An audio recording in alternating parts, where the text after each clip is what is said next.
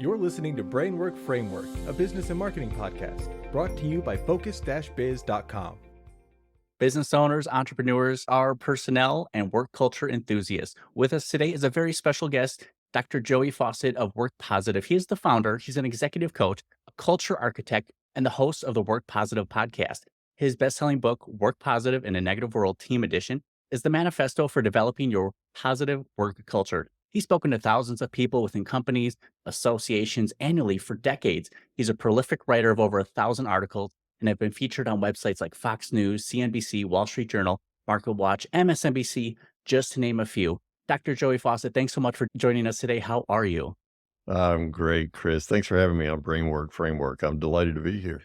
We're so excited to have you. First question we always like to ask our business owners, entrepreneurs is tell us about your entrepreneurial journey. Where did you first start? And then how did that lead you into where you are today? Wow. Well, that was about 100 years ago, right? But it was transforming. And well, pivot is one of my most overused words or is a pet peeve of mine. So I won't say pivoting, but it really was transformative for me.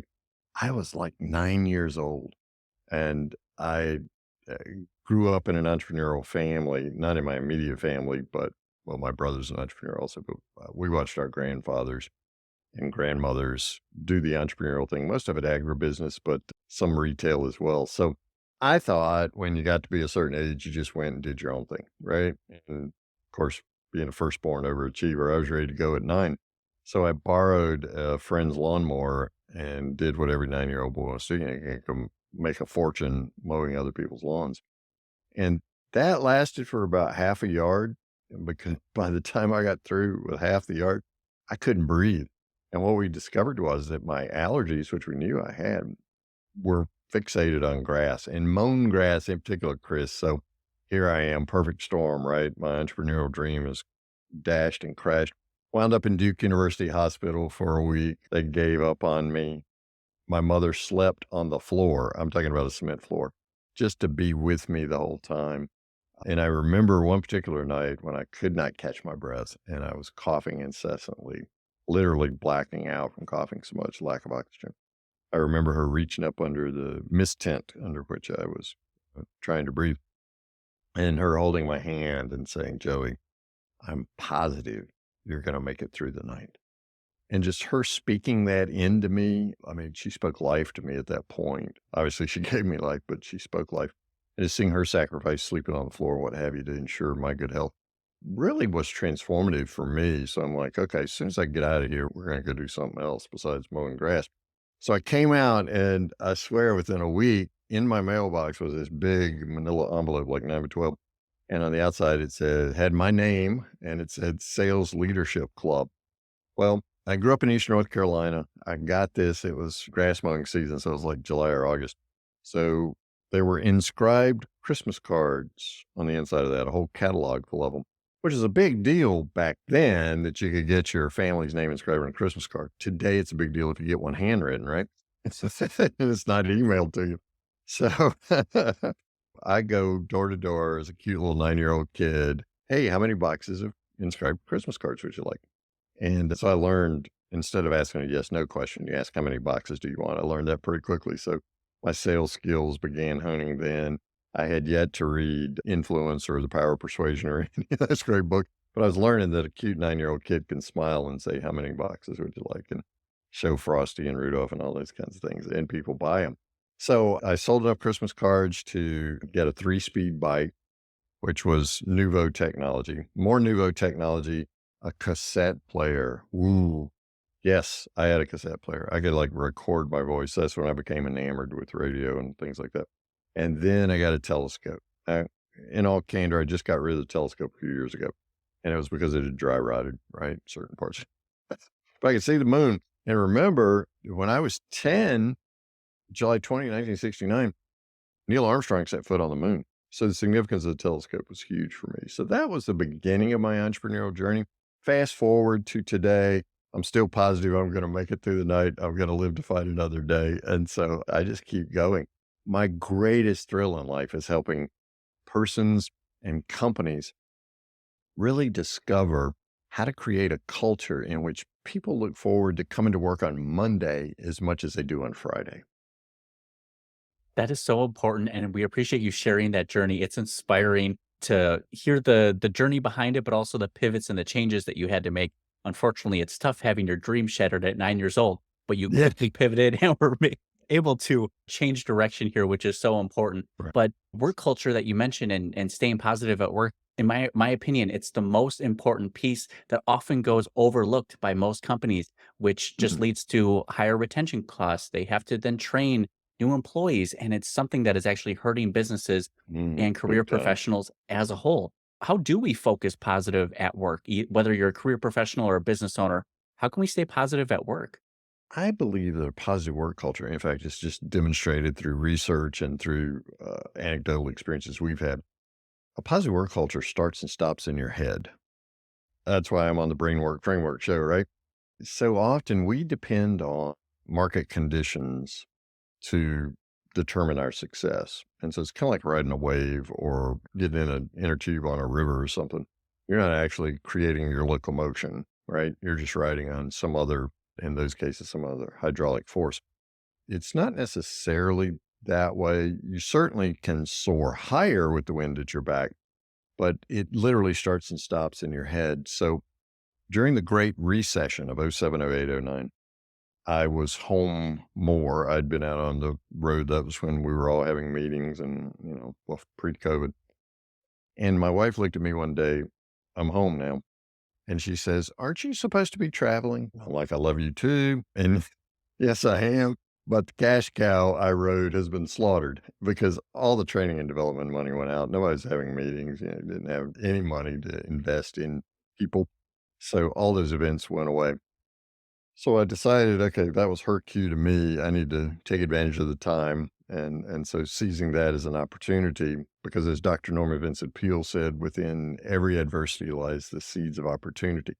So I'm positive I'm going to make it through the night, right?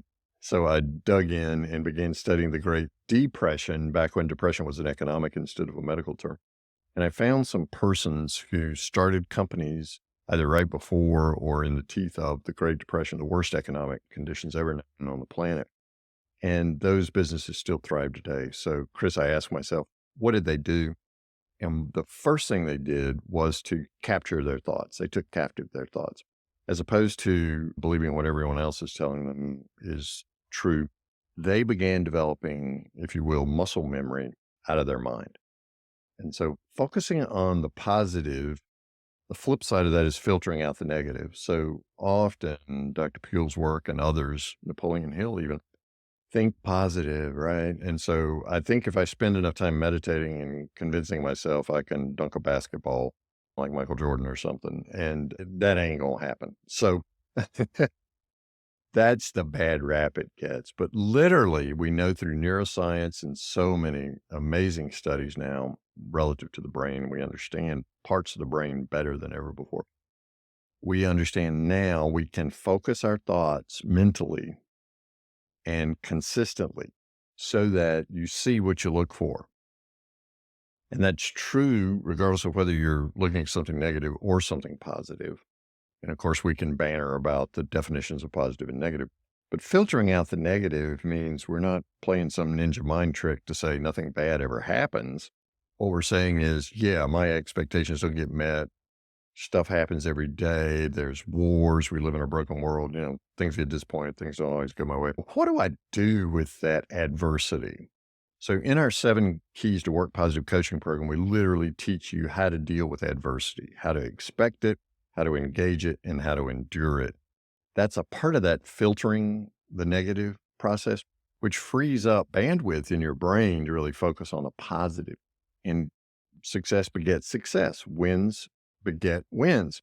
And so when I'm focusing on that, it builds confidence, resilience, grit. There's been all kinds of amazing books written lately about those very qualities that allow you to continue to move forward. Now, Chris, it's a zigzag motion. There's nothing straight line about any of this. It's literally 3 steps back sometimes, right? When you only got 2 steps forward. However, you live to fight another day. You keep going forward and you just endure it. So those are the kinds of qualities that we literally help business professionals, and then they take it home with them and it works there too. So, we can unpack some of the parts of the brain that we particularly focus on if you want to, but that's how you focus your thoughts on the positive at work. I love that that's the first foundation. It lays the groundwork to make sure that you have the right mindset so you can Hmm. see the opportunities as they come to you. And just as you mentioned, it's not about ignoring the negative that come through, but it opens up that bandwidth, that energy Hmm. available to you in your brain so that you can then focus on those Absolutely. opportunities. Yeah, exactly. Now, another note here is about familiar thoughts and how they short circuit success. Can you go Hmm. into more detail about what these familiar thoughts are and then how they're sabotaging us? Well, it's that old definition of insanity. You're hoping for different results, but your actions are consistent and they're no longer relevant or effective.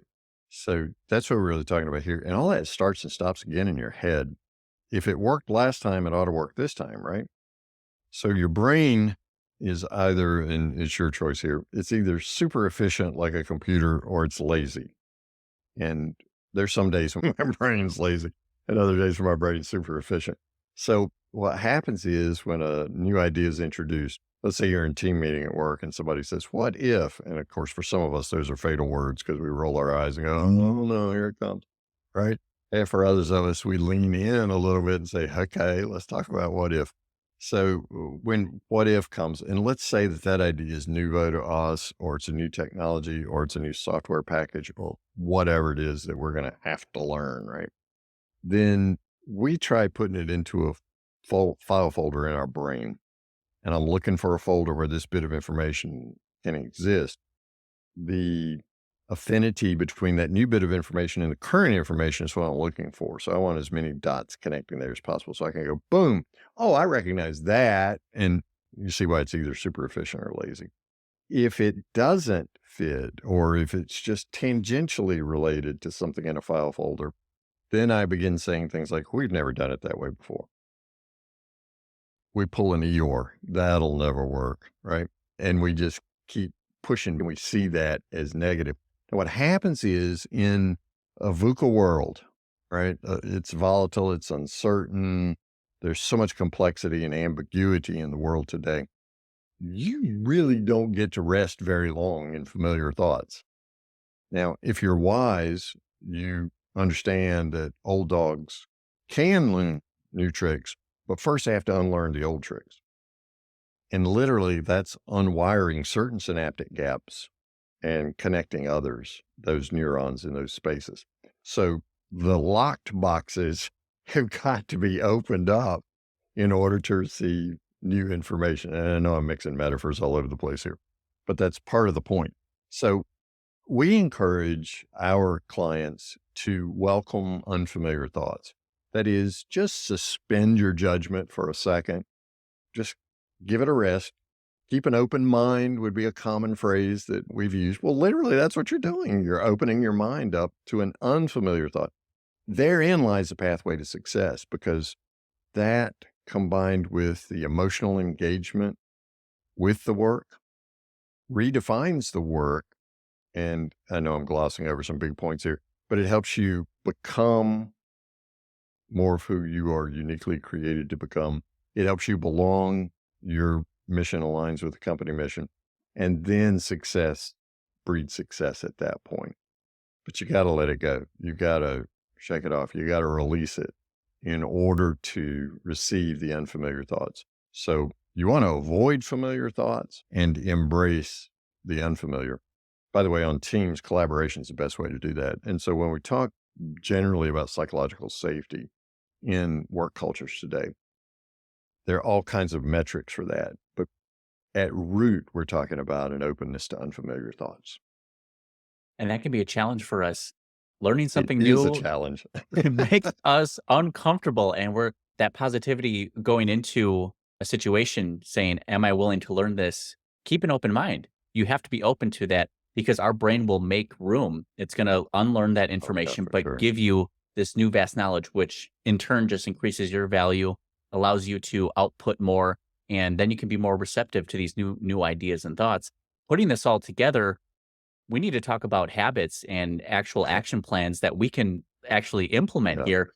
When it comes to our morning habits, morning media habits, Mm. crippling our work, What are we doing wrong here? Yeah, a lot. And I'm a big devotee of micro habits, by the way.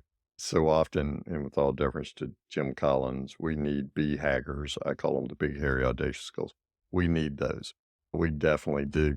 However, I think more of us are dotters, DOT. We can do one thing, right? And so those micro habits are so very important for us to pursue. So a micro habit in the morning is please, please, please do yourself a favor and just leave the TV off. I'll even say leave the radio off. And you can tell yourself the lie, but I'm not buying it, that it's on just for background noise. No, you are literally marinating your brain in negativity because the news editors, I don't care which coast, I don't care which perspective, you can create as many dichotomies as you want. They're all in business for one reason, and that is to monetize negativity. I double D dog dare you to look through any 30-minute broadcast, and I can promise you the lead story is the bloodiest. It's the worst because if it bleeds, it leads. That's their journalistic, quote unquote, journalistic mantra, right? They want to hook you on gore. The world's going to hell in a handbasket. The sky really is falling. If you don't listen to me and I'm your savior. I mean, that's the whole thing. All these talking Dr. heads. Joey is dropping truth bombs here. So true. Yeah, yeah. And look, ideology is regardless. Methodology is the same all across the spectrum. So by the time you get to work, I've worked with a ton of insurance and financial services providers through the years. By the time you start your work day and you've marinated your brain and all that negativity, your modus operandi mentally is, you don't want to buy any insurance, do you? I mean, that's what you hear yourself saying in a financial review. You may not say it out loud, but that's what's playing in your head. So step away from that. Now, of course, the quick rebuttal is, dude, how am I going to know what's going on in the world? Well, first of all, somebody's going to call you and tell you if the world stops spinning, or you may notice on your own if you're particularly astute at your environment, right? However, there are other ways. Pull media is what I suggest that our clients use, and we've got a whole transitional template around this to move from push media, which is TV and radio pushing on you, and to pull media. Podcast would be a pull media. You can speed this up, you can slow it down, you can skip ahead, do whatever you want to. Apps for all these news sites, you can read headlines only. You can read the first 3 paragraphs since all this stuff's written in an inverted pyramid anyway, and the really important stuff's right up front. Unless it's a blog and they're trying to sell you something through an affiliate link, and then they're going to pull you in. You got to scroll through like 16 screens to get to the ingredients for the $1 million pound cake, right? But you still have your own editorial license. You are the editor of how much of that content you consume as opposed to it being pushed on you. So I encourage a diverse set of news sources so that you're not reducing your existence to an echo chamber. Again, we're going back to familiar versus unfamiliar thoughts, right? And use the pull media instead. I promise you, your day will be so much better and your work results will be so much more successful. You'll be more innovative, creative, and productive. Dr. Joey, that is so fascinating and entirely accurate until we actually realize that there's this push media and the pull media and the differences between those. Like you said, if the world's ending, someone's going to call us, someone's going to text us and let us know about it. Or But you may won't let- notice, unless you live where I do, and I'm so far isolated from a zombie attack that I may not know zombies took over New York City or Atlanta. I really might not. It is so important to make sure that those daily habits are producing positive results and not taking us away, because Right. that mindset is so important. What is the best morning ritual? Do you have any tips and tricks? Is that the advice, the pull media, or is there anything else we can kind of throw into that morning routine to put us on our A game? Absolutely. Thanks for asking. Yeah, you definitely want to transform your media type from push to pull. Now, everybody's busy. Nobody's got time for anything anymore. At least that's what we think. I dare you to see how much time, to look at your phone and see how much time you spend on social media apps, though. Got a heck of a lot more time than you think. It was like before my wife and I had children, we thought we were the busiest people in the world, right? And we didn't have time for children, like this. That first daughter was born, we learned how much free time we had. So if you'll just use that as a metaphor for you and just go in there and see how much time you curate social media each day, you'll discover how much time you have. So let me just ask you to take 5, right? I'm going to ask you to do it times 2. Just take 5. Take 5 minutes and read something that contributes to your brain power. Just something positive, something inspirational, something encouraging, something that's going to lift you above the mediocrity. There are so many great things. Or you listen to a book. Oh my God, there's so many ways of consuming content now. Just consume some content that is inspirational, motivational. I like music. And so, in addition to having a word for the year, I also have a song for the year. And my songs are always unique. And some of my friends think I'm weird with some of the songs I do, but I am weird. So I embrace my weirdness. I'm my kind of weird, right? So, pick some music. I love music because, and I don't want to geek out here too much, but, in string theory and quantum physics and all those kinds of things, we know that atoms don't actually touch. There's an energy vibration between them. And for me, those are harmonic vibrations, and music touches those harmonic vibrations that is at the core of all of life. And so I find songs which literally speak to me mentally, emotionally, spiritually, even. And I want my harmonic vibration aligned with what's best for me in that particular day. And so having that consistency is amazingly important. So consume some positive content. And secondly, here's the other take 5. Look at your calendar for the day. You got these appointments. You and I knew we had this podcast recording today. I knew it was going to be on Brainwork Framework. So I literally sat and meditated this morning about, okay, what are the best possible outcomes for Chris and my conversation? What's my greatest hope that somebody's going to do a takeaway from this podcast with? And that literally set my mind moving down that path of serving Chris's audience, listening audience, in the very best possible way. So I've visualized those best outcomes. Sports psychologists have been teaching that kind of a ninja mind trick, that mental thing. Like Jack Nicklaus credits all of his Masters wins and what have you to watching the ball go in the cup or seeing the ball in the middle of the fairway or something like that. And once you see it and you've built muscle memory, or in our case, mental memory, right? So when you get to that appointment, you're more likely to have that successful outcome than if you didn't. So just take 5 minutes, look through your calendar, take 5 minutes, consume some great content. You'll be amazed. Just try it for 1 or 2 days.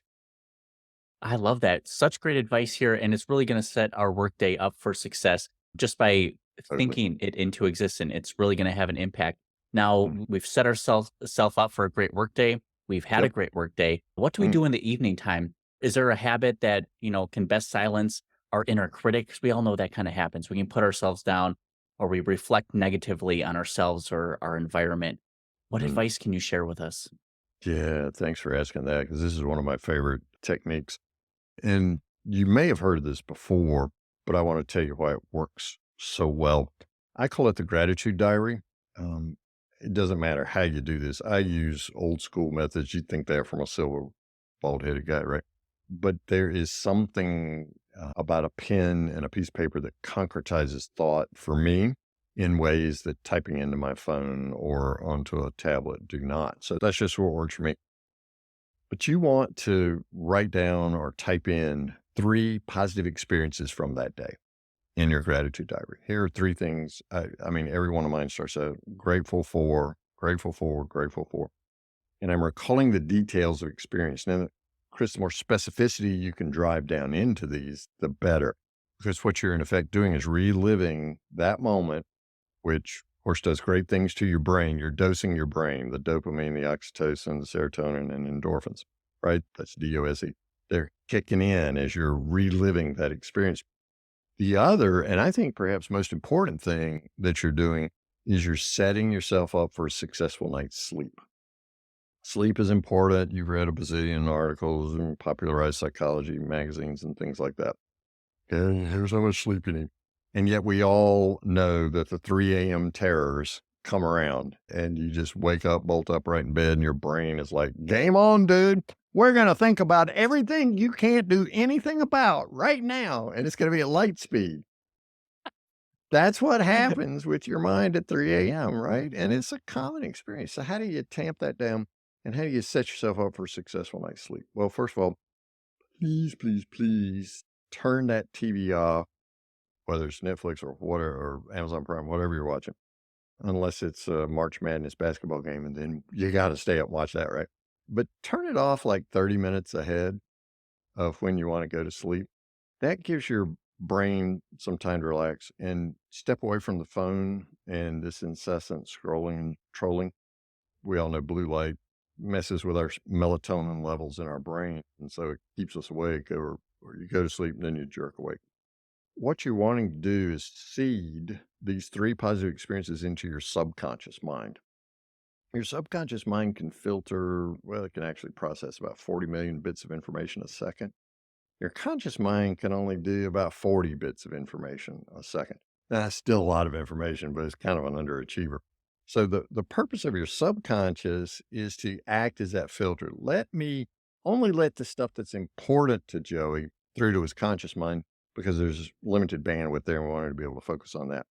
So when you are seeding those 3 positive things for which you're grateful from that day into your subconscious, you're saying, hey guys, pay attention to this. This is important. It's a lot more important than the murder mystery show that I was just watching, or God forbid, the local news that I was watching. Because if there's not enough bad news in your community, they will import it from around the world. Don't you doubt that for a second. And so So just true. stepping away from that and putting those 3 grateful experiences from the day into your subconscious, that's what you wake up with. I promise you'll wake up more refreshed. It's more effective than drinking a bottle of wine so you can go to sleep, or bourbon or scotch or whatever it is that you drink. It doesn't anesthetize your brain. You'll wake up more refreshed and ready to approach the day. And guess what, Chris? You'll have a positive mindset for the day. And then you're ready to visualize the great things happening and the content. And so you're just building on the night's experience. So you'll get that 7 to 8 hours of sleep. You'll wake up more refreshed, mentally alert, and your mindset will be positive. Dr. Joey, this has all been incredible advice and information for us to take action with. I'm so excited to implement this myself.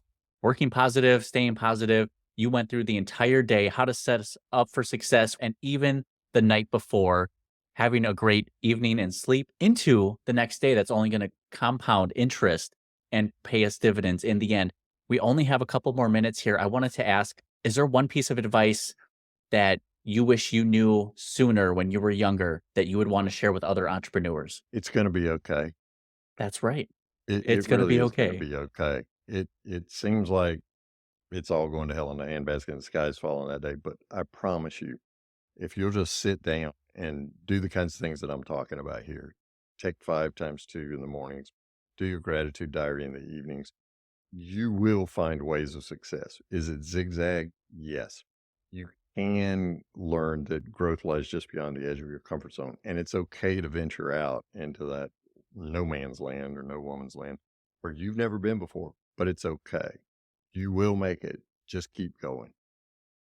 Dr. Joey, we appreciate you taking the time and sharing all this wonderful advice with us. So excited to get this published and share this with the world. For those of you who are interested in learning more about Dr. Joey, we have links available down in the description in the comments and show notes here. Some places will be LinkedIn, Instagram, YouTube, and Facebook, and workpositive.today is where you can find out more as well. Dr. Joey, what is on the horizon for you in 2024 and beyond? Do you have any exciting updates? I'm sure there will be another obstacle which will require you to pivot, but anything on the docket Yeah, that you're excited about and you want to share with people?